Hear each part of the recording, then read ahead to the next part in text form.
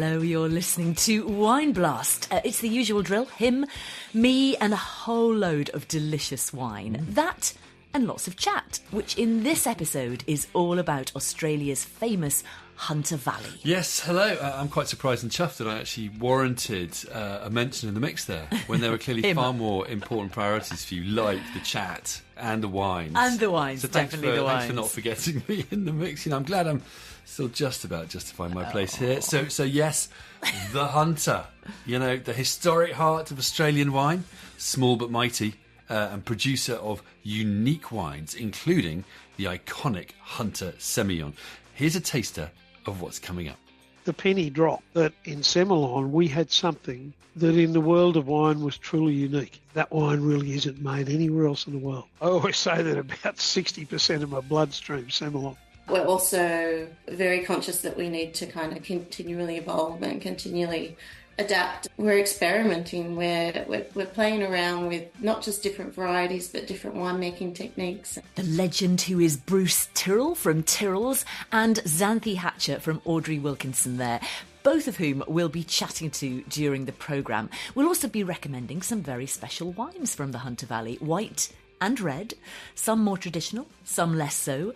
In short, we have a tasty and intriguing show coming up, so do not go anywhere. Yeah, and we should say thank you to the Hunter Valley Wine and Tourism Association and Wine Australia for sponsoring this episode and, giving us the chance to explore this fascinating region. As ever, all opinions and recommendations are entirely our own, and there is always a place for critical engagement. So with that in mind, should we set the scene a bit? Let's do it. Yeah, come on. So, Hunter Valley, or The Hunter, as the Aussies know it, given their penchant for nicknames, is renowned as the birthplace of Australian wine. It's pretty close to Sydney on Australia's east coast, about 160 kilometres north of the city. The first British settlements were on the east coast, and they planted vines around Sydney, but the soils and climate just weren't right. As they moved inland, they discovered the Hunter. According to legend, it was first sighted by a British army officer during a search for escaped convicts. Though before then, it had long been home to the Wonnarua people. Yeah, now vines and other crops thrived in the Hunter. It's thought the first vines were planted in the 1820s, and over the years, some key names in Australian wine history played a part in the region's development, from James Busby to Henry Lindeman, George Wyndham, Maurice O'Shea and Murray Tyrrell. Hunter's convenient location near Sydney, hence a lot of the action, probably helped both early on and subsequently. What didn't necessarily help was the climate. The Hunter is often hot, sticky and rainy in the key summer and autumn months when grapes are ripening and being harvested. Its climate is defined as subtropical. Ask any winemaker and they'll tell you these are not the ideal conditions for crafting fine wine. The World Atlas of Wine describes the Hunter as a triumph of proximity over suitability. So in short, being close to Sydney helped a lot. Yeah, and if history teaches us anything, it's that fine, unique wine can emerge from the most unexpected of places. The kind of places that might not get planted now, but which the wine world would be significantly poorer without. And Hunter is just such a glorious exception to the rule. I mean, that said, the wine tourism probably helps a lot in terms of income and longer-term financial sustainability.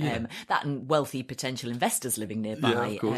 I mean, maybe a bit like Napa with San Francisco or Stellenbosch with Cape Town. Yeah. This is pretty scenic wine tourist country with lots of smart cellar door operations, golf courses, restaurants, that sort of thing. Yeah. But I guess equally, the Hunter would never have stuck around if it didn't make decent wine.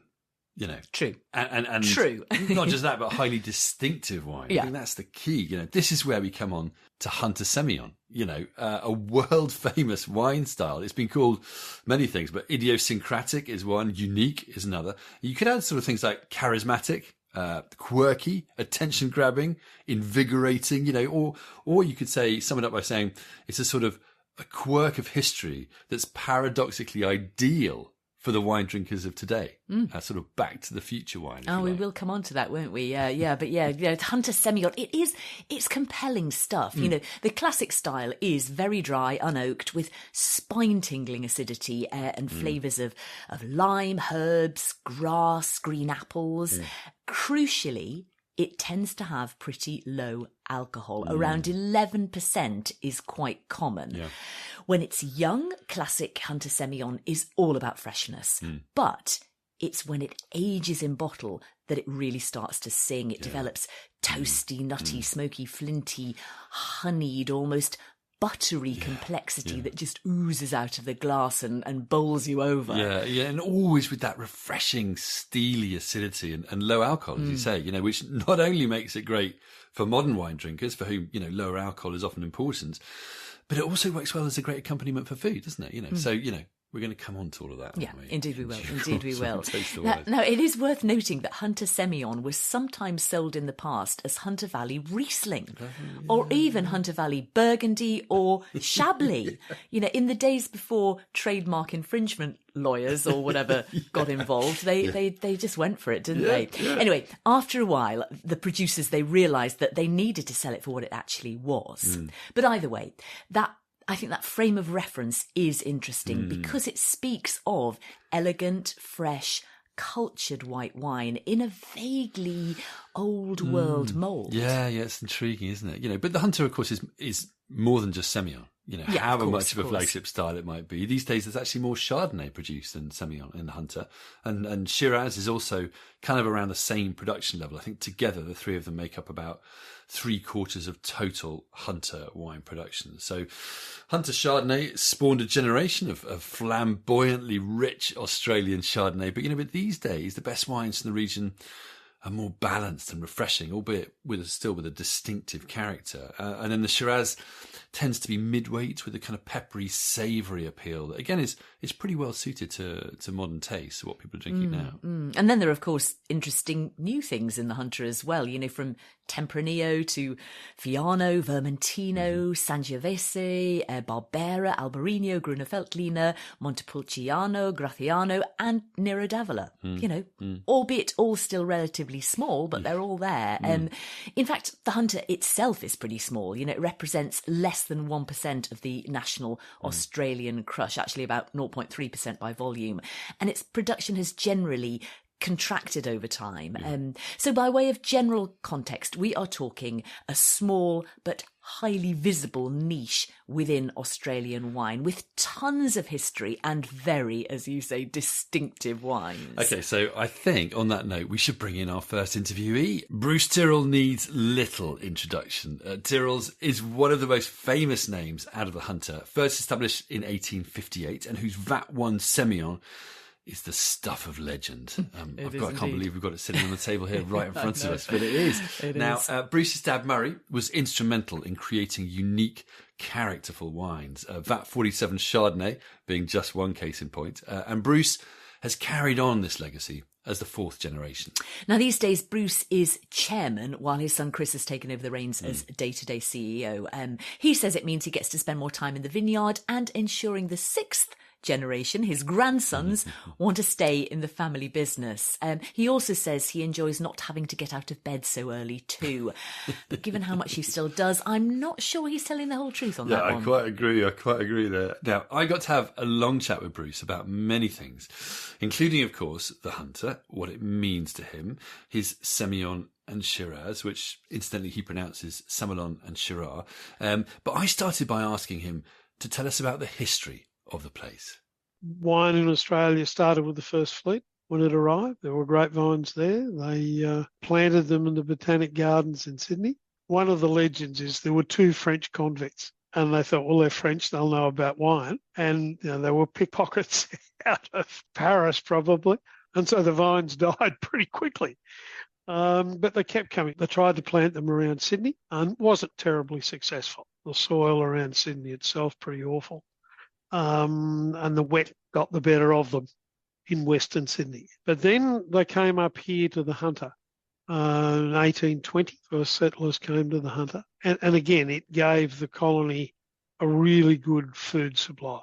You stick a feather in the ground, grow a chicken up here. It's wonderful country, most of it on the river. And so the grapes followed that, and it grew steadily into a big industry coming into the First World War. And of course, then that was knocked about. My great-grandfather was part of that, I suppose, rush to the Hunter. He came here with his elder brother, because their uncle was the first Anglican Bishop of Newcastle. And he supposedly got the local butcher's daughter pregnant out of wedlock. The bishop disowned him. So that's how they got started. And so, yeah, it grew between the wars with tough time.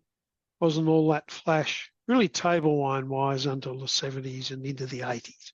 In 1980, I think our biggest selling product was still Blackberry Nip, which was port with blackberry essence in it. It was Oblivion for $1.50. It wasn't a lot of table wine in those days. I remember Brian McGuigan and I talking some years ago about doing tastings in the 70s and 80s, and 90s. And we weren't trying to sell Tyrrells or Wyndham Estate or whatever.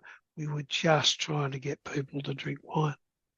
And then it all changed. And, wow, now we're in the industry we're in today, which is, I think my generation have seen the big changes. I've gone from no electricity on gravel roads. I remember when we got electricity in 1958 and trying to run the winery on one old donkey engine and a lot of sweat and muscle. So how did that work? That's a really interesting point that, you've mentioned Australia's history with fortified wine styles, which many people don't remember today, but actually that was the dominant style, wasn't it? And also the lack of electricity in these rural areas. How did the arrival of electricity change things in that sense? Firstly, you could work at night.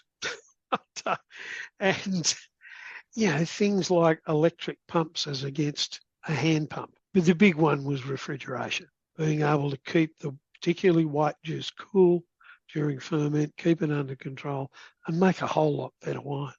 And the Hunter isn't the easiest place to grow vines. Can you describe the climate a bit and how wine growing works there? Yeah, it's often described as difficult. Once you understand it, it's actually not that difficult. Our major problem is summer rain. But, ask the Europeans about that this year. They're having their fair share of it. Now, Hunter Semillon is a world famous wine style, and something you've described as the work of my life. Tell us about the grape, the wine, and your involvement with it. I always say that about 60% of my bloodstream Semillon. Back in the 80s, I suppose it was, the penny dropped that in Semillon we had something that in the world of wine was truly unique. So we could make it with plenty of flavour, wonderful acid and pH, but do it at 10 to 11.5 alcohol. So it naturally gets its flavours early.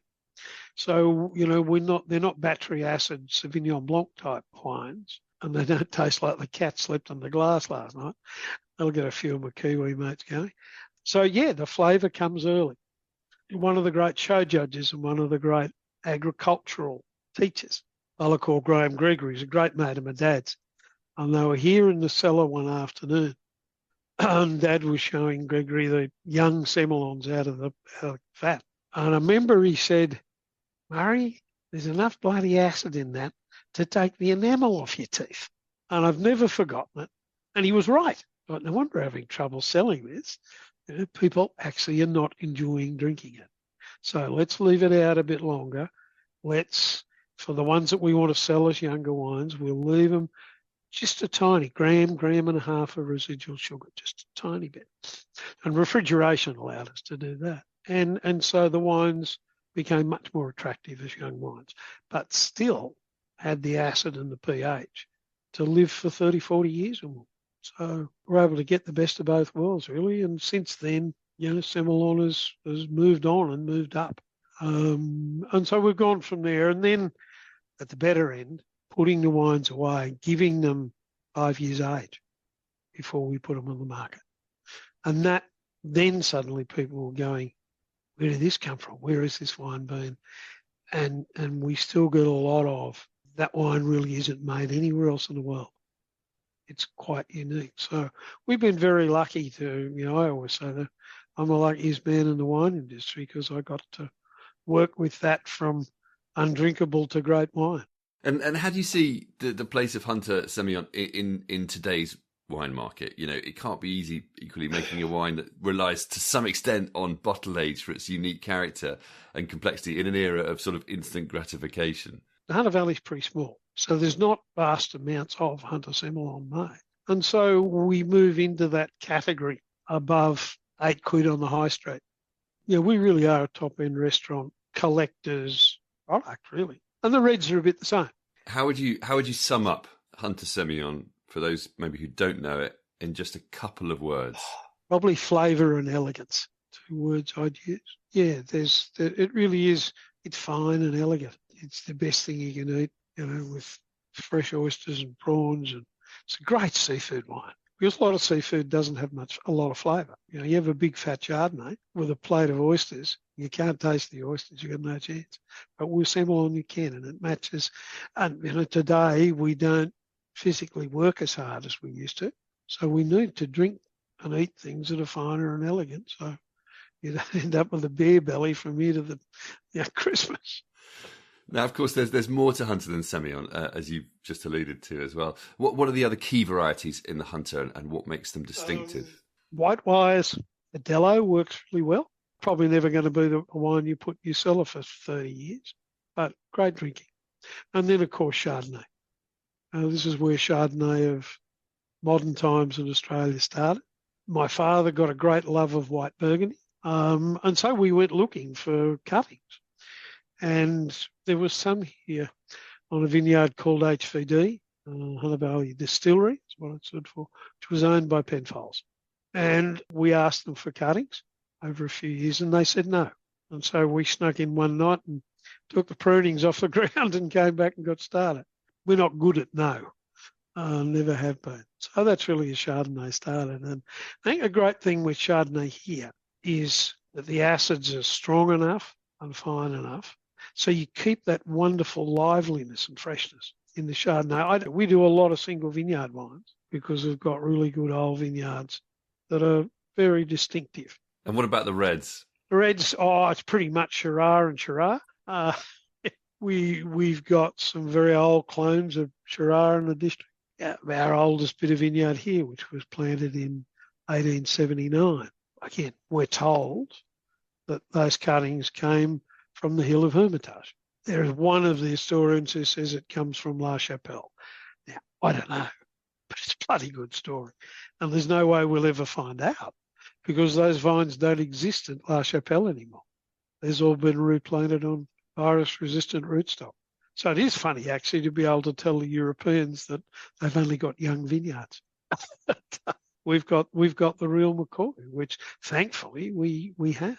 Tell us a bit about those old vines in these special sites that you have. What makes the wine from them special? Are they some of them still planted on their own roots? Oh, they're all on their own roots.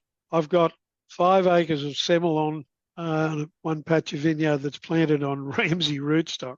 It's known as the steroids block because it grows like bloody triffids, and you know we get about 7 tonne to the acre off it, and it doesn't have a lot of flavour or character. So no, all on their own roots. And what do you think that vines on their own roots? What do you think that gives to the wines? Look, there is more intensity of flavour. I don't think there's any question. You stopped using cork in 2003. I understand. Why did you do that? Because we lost all faith in the cork industry as a quality supplier. All faith. We'd had problems. We had two vintages of that one that had to be taken off the market. And that was expensive. And we knew that the screw cap, and we'd done enough trials, screw caps were used here back in the 60s. So we knew that the wines were fine under screw cap, and we just went, that's it, we've had enough. We did a tasting in 1983. We bottled 10 dozen vat 1 with screw cap. Same day as we bottled vat 1 under cork.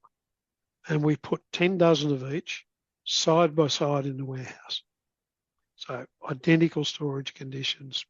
We didn't touch them for 10 years. And then we opened 6 dozen of each. But to open a couple of bottles, it would have been, when you open 70 odd bottles and you go through them, the wines under screw cap were perfect. They all had wonderful bottle-aged characters. They were all fresh and they were all consistent. The ones under cork were up and down like a mad woman's breakfast. They were everywhere.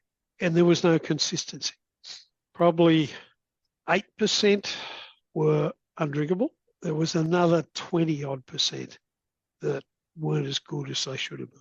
So there was nothing under cork better than all of the ones under screw cap. So it was pretty easy.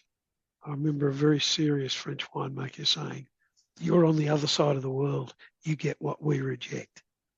And he said, if it wasn't for the bloody restaurateurs and the press, I'd be using screw cap on all of mine.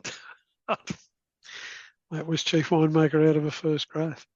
And in countries like China, 90% of the population in China doesn't own a corkscrew.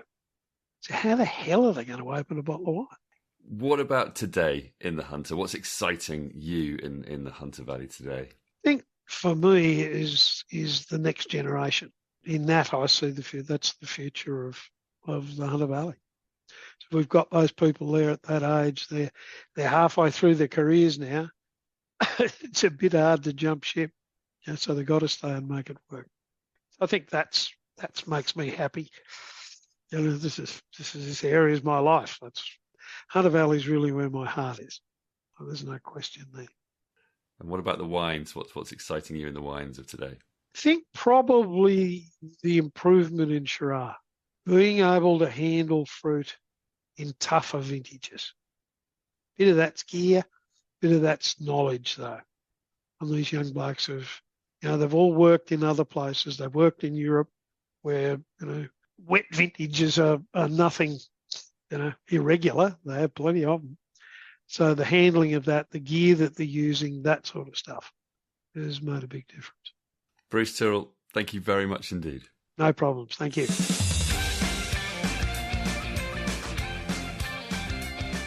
I just love that line, there's enough bloody acid in there to take the enamel off your teeth. I think it would sound just as good in like a Yorkshire accent as it does an Australian accent. But you're right, the sentiment's there. You can so totally see that back in the day too. Totally. Early harvest, high acid, fairly rudimentary winemaking. But then they obviously realised they could soften it and make it more approachable at the same time as keeping that distinctive style. And Bruce said refrigeration helped in that. You forget these things, but there was a time not too long ago when a lot of winemaking was very rudimentary, as you say, no electricity, dirt tracks, that kind of thing.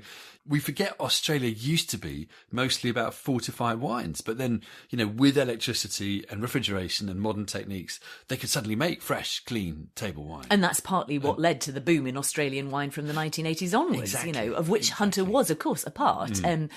I also love that story about pinching Chardonnay prunings from the Penfolds vineyard. I mean, it's so funny, when he says we're not good at no. Yeah, he's got a great turn of phrase, hasn't he? I hope there's no retrospective. There's a statute of limitations on these things, maybe, isn't there? But when we were tasting with him a short while back, I remember him referring to cork taint in Semillon being a big problem because he said it stands out like a sore thumb, or as he put it, like a dunny on a ridge. Brilliant, yeah. And I think the perfect note to move on. Coming up, we hear from Xanthe Hatcher of Audrey Wilkinson Wines and recommend some pretty cool Hunter bottles too. By way of brief recap, the Hunter Valley occupies a unique niche within Australian wine, a relatively small, historic region near Sydney with a hot, sticky climate, but one which produces highly distinctive, characterful wines, none more famous than its iconic Hunter Semillon. Yeah, now next up we are talking with Xanthe Hatcher, who's chief winemaker for Agnew Wines, which includes the historic Audrey Wilkinson estate. And I began by asking her how she manages the unique climate of the Hunter. The Hunter Valley is one of the strangest climates to grow grapes in Australia, I believe. We're one of the warmest regions, but we do have some maritime influences as well. So that essentially creates this circumstance where you have quite warm conditions, but then the sea breezes kind of moderates the temperature as well. But along with that, our climate, we also get a lot of our rainfall in summer and autumn, which is essentially when we're picking all of our fruit, which again poses further challenges in achieving ripeness, in achieving clean fruit. Yeah, it's honestly, every vintage has a different and unique challenge. And you never know what the vintage is going to throw at you, but you're always surprised. That sounds like it's spoken from bitter personal experience. But I mean, maybe give me an example of maybe a difficult recent vintage and what you've done to overcome that. I would say the past probably 3 vintages have been quite cool and wet in the Hunter Valley. So a lot of above average rainfall, kind of cooler ripening conditions. And so I guess you need really meticulous vineyard management, number one, and you need a bit of good luck as well, number 2. So if you can, create a circumstance where your vine's in balance, so you're going to, hopefully ripen your fruit. If you have really good canopy management, so you have good airflow, so you can keep pests and diseases out of the fruit, and then you hope for a little bit of sunshine and a little bit of warm weather, so that it ripens the berries, and so that you get a crop. Yeah, you do what you can and you hope for the best. Judging when to pick must be a difficult call, no? Very, yes. It's a careful balance between is the fruit ripe, number 1? Can we pick it, number 2? Do we have labour to pick it? Number 3, is there another weather event coming? Is there more rain coming? So are we pushed to pick it? Or do we have a nice period where we can get out there and grab it? I'm probably painting a very dim view of the Hunter. We do have some amazing vintages where it's lovely and warm and dry, and we have the luxury of clean fruit and picking fruit when we want to pick. But I find that the Hunter's a region of extremes. There's a lot of extreme climactic events. Sounds fun. Now, Hunter Semillon is a classic style in the wine world, but it could be described as relatively niche. How do you see the variety and the style today and its place in the market today? I would agree. It is completely a niche variety. As a Hunter winemaker, it is the variety that we're most proud of, and it is the variety that we know that we are most famous for around the world.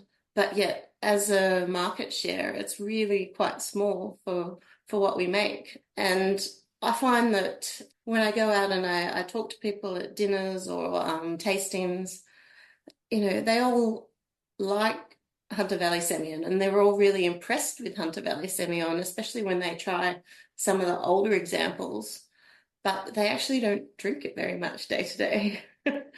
So I think there's a big appreciation of it, but we just don't have a huge market share, absolutely. And it's just about getting more and more people to try it and showing them the beauty of it and the flexibility of it. Like a young Hunter Valley Semillon is so vastly different to an aged version that there's just so many circumstances where you can enjoy it. And what would you say to persuade people to drink it a bit more, both the younger versions and the more mature versions? Just showing them the beauty of it, like a young, pristine Semillon on a summer's day with some fresh seafood. There's nothing better. Sounds delicious.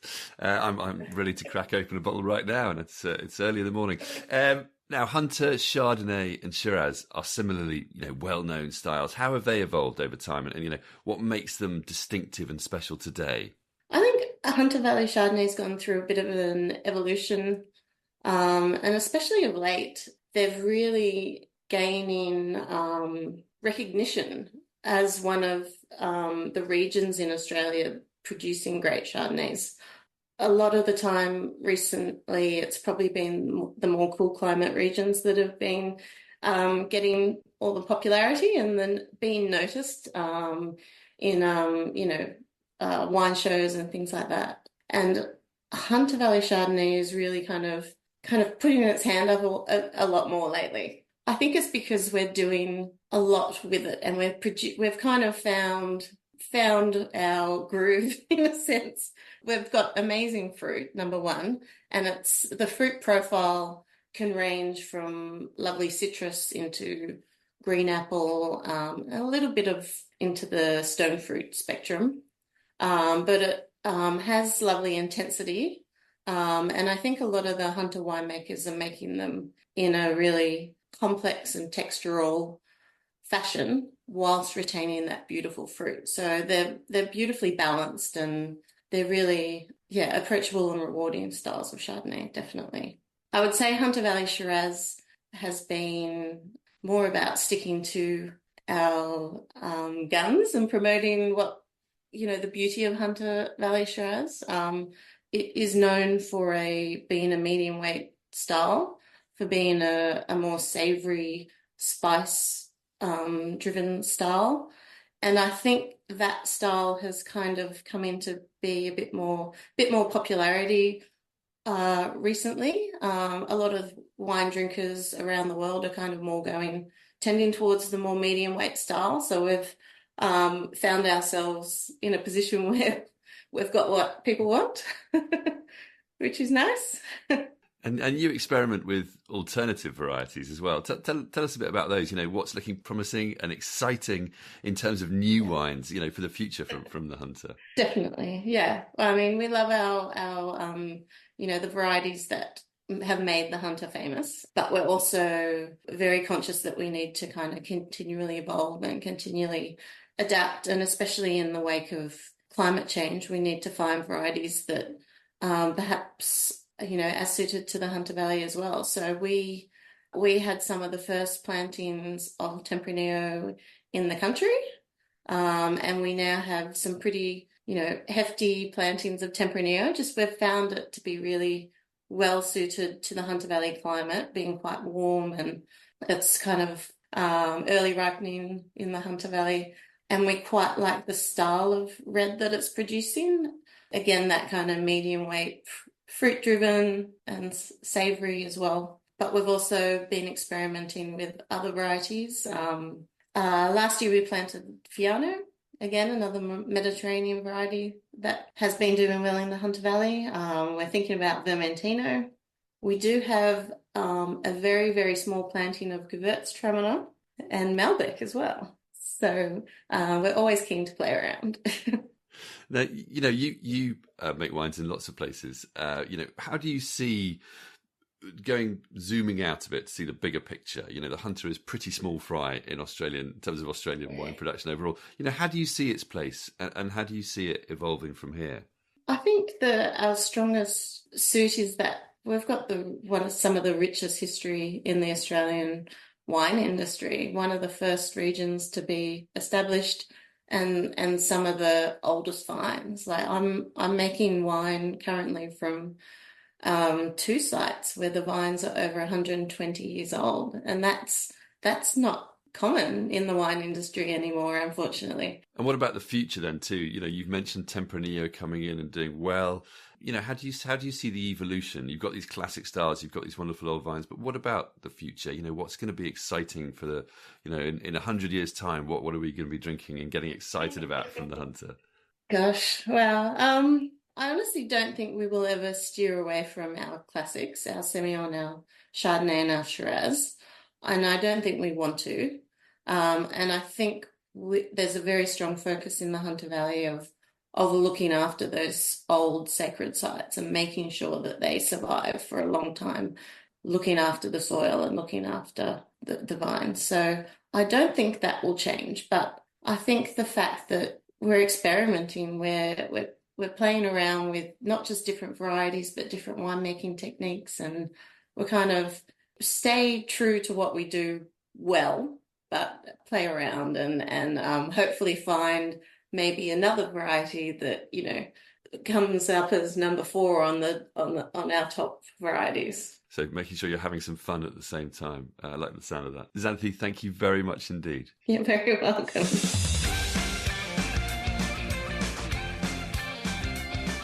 So that's intriguing. What do we think out of Tempranillo, Fiano, Vermentino and Malbec is going to be the next classic Hunter variety? Who knows? Who knows? I do also like the sound of things like Albarino and Barbera and Gruner Veltliner too. I mean, we've got something a bit different coming up on the tasting, haven't we? So maybe we can talk about that in a second. But, meantime, as Xanthe says, we wine lovers often wax lyrical about Hunter Semillon, but don't actually drink it, and she's right. We need to find excuses to crack open and enjoy the freshness and complexity and uniqueness of these wines. On which note, let's get stuck into our recommendations. So let's kick off with the Semillons. Let's do that. So now, something we'd say right from the start, a bit of advice here. You can buy young Hunter Semillon and age it yourself.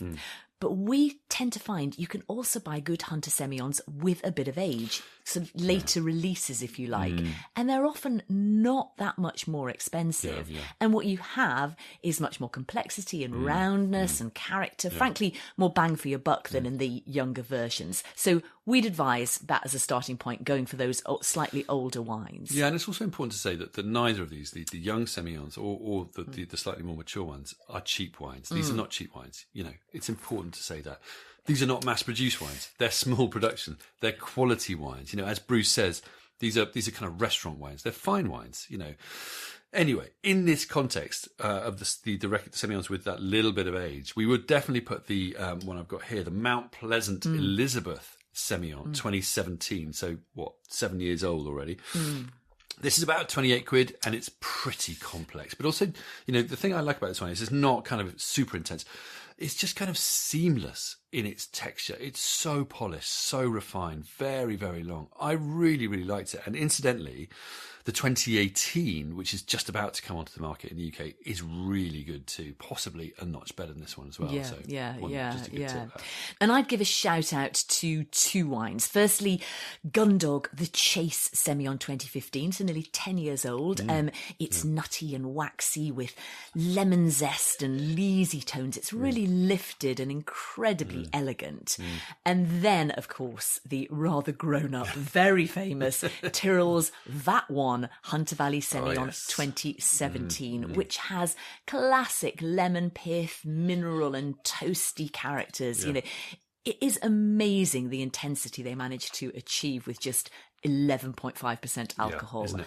You've got some wood smoke, lime, lovely sort of textured succulence. It's so classy and so age-worthy. Yeah, it's still relatively young, isn't it? We tried the 1998 That One Semillon, didn't we, at the that was good, Institute of Master Wine Conference recently with Bruce, and that was pretty special. I reckon 25 years is a good drinking point for quality Hunter Semillon. That'd be fair. Yeah, absolutely. Maybe more. Could be more with the best wines. Yeah, if you have the patience, of course. Which we don't. But I don't know. I guess that's an interesting point, isn't it? Like the question I put to Bruce, does that make Hunter Semillon unfashionable, given it needs significant time to really come into its own? And they're quite high acid too and somewhat niche in style. Maybe it's not as obvious, is it, as Sauvignon Blanc or as easygoing as something like Pinot Grigio? Or are they actually fashionable wines because they have the low alcohol and also are kind of fine and food friendly? I'd say unquestionably that these are bang on trend, as are some of the others that will. Just to be clear, I have no idea what's on trend. I know this. As my clothes. Bang on trend. You, on the other hand, you know what's in. So I'm going to go with you on this one. You reckon they're bang on trend? I do.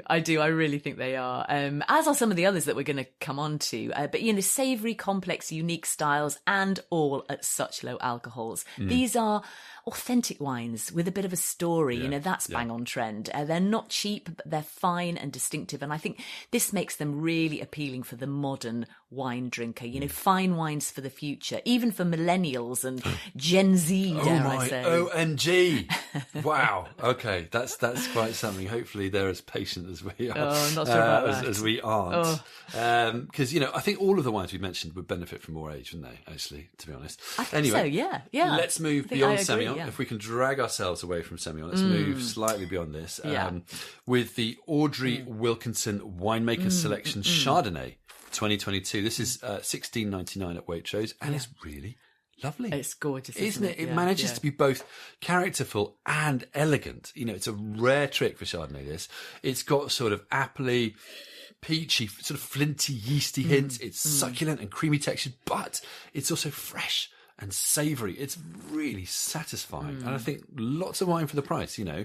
Again, not cheap, but there's a lot here, and it punches really well at its price. And again, lowish alcohol, 12.5%. Yeah, I Big could there. drink a lot of that. Just as I could drink a lot of another Hunter Chardonnay. And that is the one we've got here, the Vindon Headcase Somerset Vineyard Chardonnay 2022, which is a bit more funky and toasty and flinty, with a bit of struck match, a bit of roasted nut and curry leaf complexity. A really expressive and savoury style with a touch of spice. You know, it tastes, dare I say it, expensive. It just does. It's a food wine as well. You know, I would say just a simple roast chicken stuffed with fresh lemons and thyme would be absolutely delicious. But if you want to go a bit more fancy, shellfish, you know, maybe a crab tart or even one of my favourites, lobster mac and cheese.